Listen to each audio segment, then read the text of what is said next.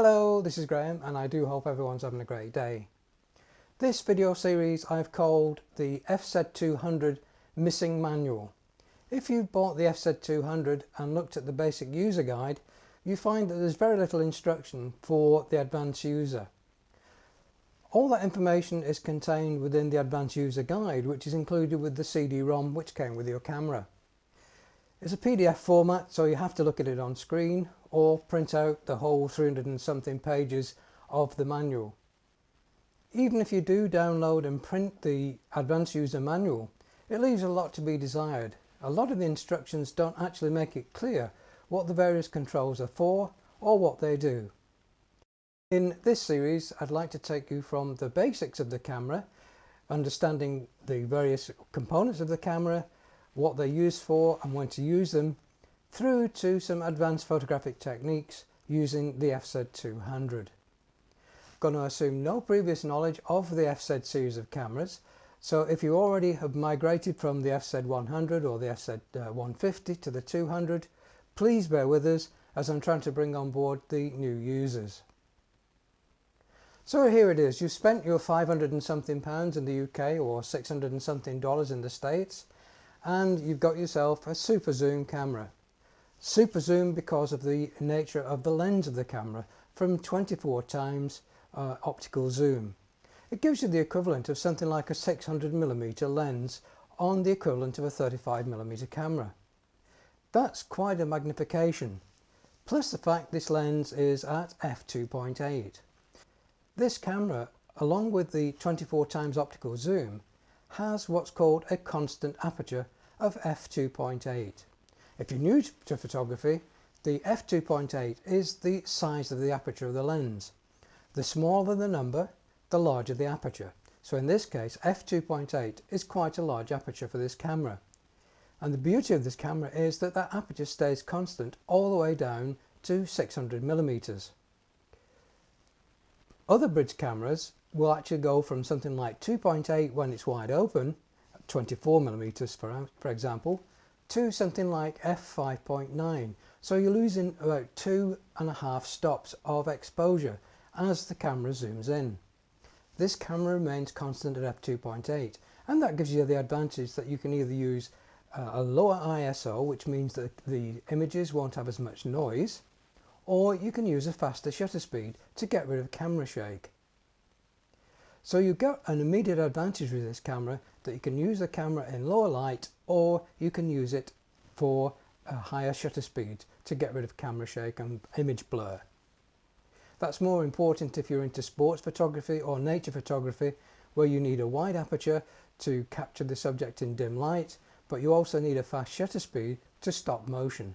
You've got the best of both worlds with the f2.8 lens. Let's look over some of the features of this camera, and I'll point out the most important ones first, and then as we develop the series I'll take you into the areas where we need to delve a little deeper. We've already seen the new lens, and that's got a zoom facility on the top of the camera, so you can zoom all the way into 24 times optical zoom or zoom all the way back to ×1 zoom, and that gives you from 24mm to just over 600mm in the equivalent 35mm camera full frame terms. The lens itself has a 52mm thread on there, so you can attach additional filters if you want to use some creative photography. Filters like polarizing filters to remove the shine off water and foliage. You can use neutral density filters if you want to use some very long time exposures, and you can use close-up lenses which will have a 52mm thread. Around the back of the camera is the new and improved LCD screen, and this is an articulated screen, so it will pull out and you can actually flip it forward.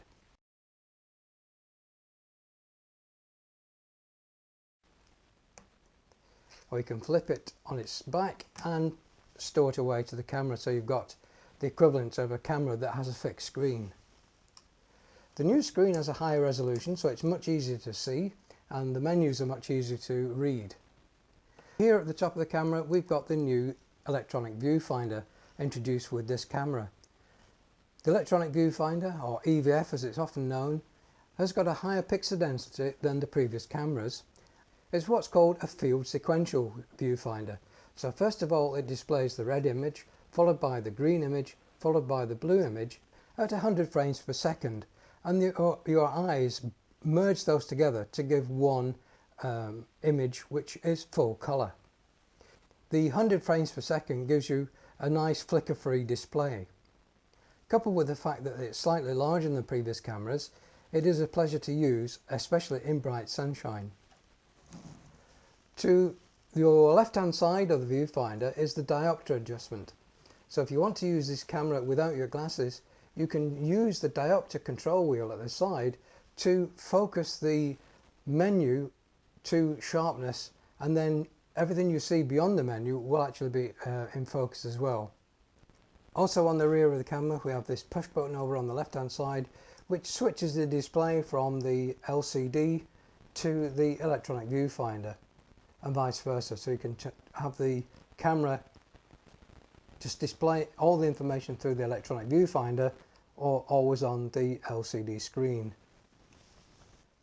On the rear of the camera we have the four-way navigation button, and in the center is the menu set and OK button. The primary function of the navigation button is to allow you to step through menus or select options from the menu. On the top right hand side we have another control wheel which is click stopped, so you can go left to right with it, but also you can use this as a decision tool in some menus when you press the dial inwards. So inwards there is a little switch and you'll hear a click. There are three buttons on the back of the camera. The one at the bottom is the delete button if you want to delete photos when you're looking at them in the preview mode, or if you're in a menu this button returns you back to the camera operating screen. The other ones are on the right hand side the display button, and the display button allows you to change the way that this display presents you information from the camera. The other one is a programmable button. This button is actually function 3, and you can assign various options to that function button to save you going back into the menu each time you want to use that particular function. We'll cover the assignment of function buttons in a later video. Moving over to the lens barrel, we have a rocker switch which can be programmed to be either zoom or focus. If you're doing a lot of manual focus, it's sometimes easier to program this button to be the manual focus, so you can rack the lens in and out to get your focus point. If you wanted it to be the zoom, again you can set this in the menu to be zoom operation rather than focus. Here on the lens barrel is another slide switch, and it's the focus mode. In the top position it's the autofocus, and it's the full autofocus range from 2 meters to infinity. The center position is the autofocus macro mode, and that gives you from 1 meter to infinity, and the bottom position is the manual focus mode. When you have the switch in the upper position, the camera can focus much quickly because it's only cycling from 2 meters to infinity rather than having to extend all the way out to 1 meter and then back in again. So if you want the camera to focus fairly quickly, then set the switch to the autofocus top position, or if you want the full focus range, set it into the middle, which is the autofocus macro mode. To assist focus, there is a focus button on the side of the camera, and if you're in manual focus, for example, when you press this button, the camera will quickly do a automatic focus and then allow you to fine-tune that. Or if you're in the automatic focus mode, again a simple depress of this button will force the camera to refocus. On the lower left hand side of the camera are 4 little holes, and they are actually the speaker ports, so when you're playing back your video from the camera you will hear the sound from this speaker port. Moving on to the top of the camera, we have the rocker switch, which is the zoom rocker switch. In the center of that is the shutter release button, and then we have the main mode control dial, and it's there you will set the operation mode of the camera, whether you want it to be fully automatic or one of the semi-automatic modes or the fully manual mode. You also get the opportunity to use the scene type and the creative mode by using this top control dial. The next button is the burst mode button, and it's this button which allows you to tell the camera you want to make repeat exposures and how quickly you want those to operate. So you can go from 2 frames per second in autofocus mode to 60 frames per second in an electronic shutter mode. So you have a variety of options to be able to set for burst mode operation.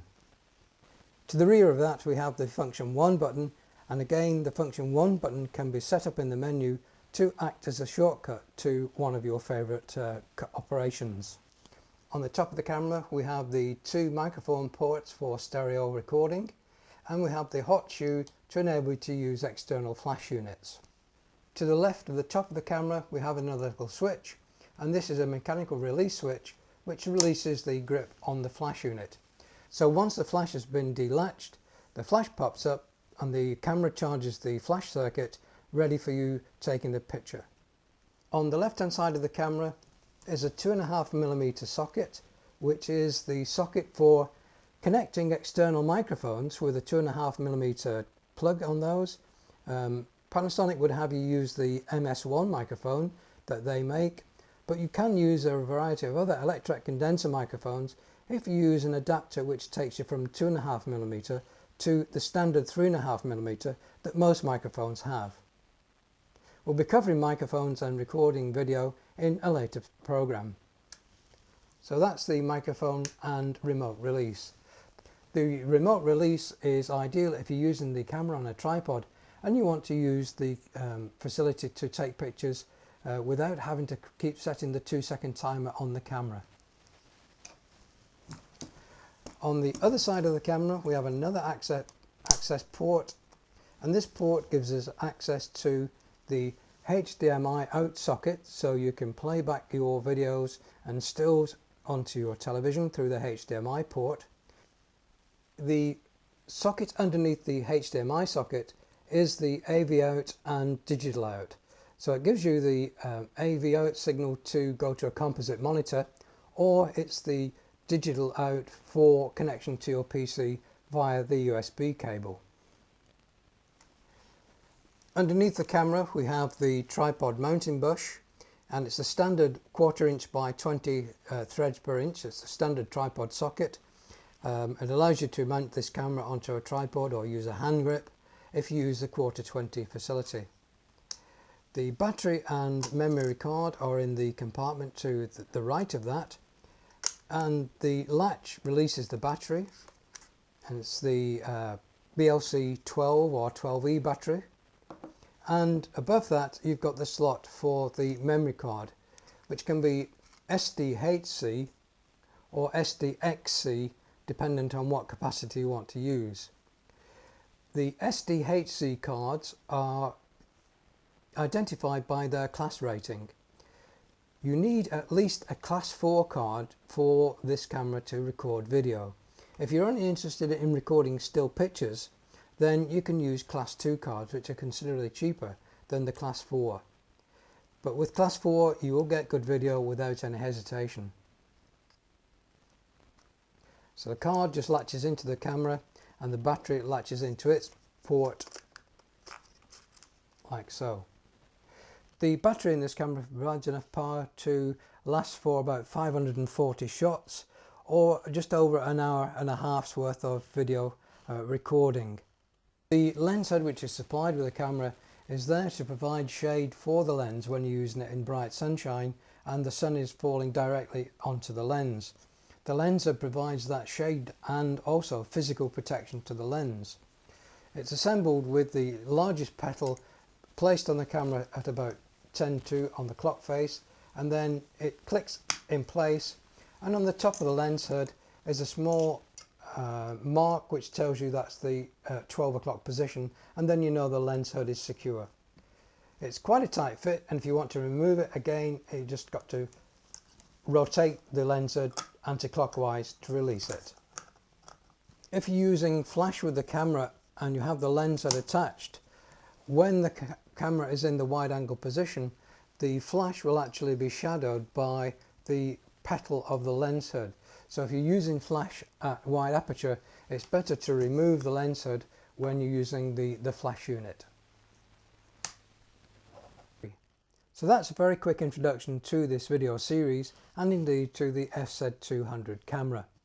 In my next video we'll look at the menu system, how to access it and how to move around it, and then we'll start to talk about the intelligent auto mode to get you started taking pictures with the intelligent auto facility.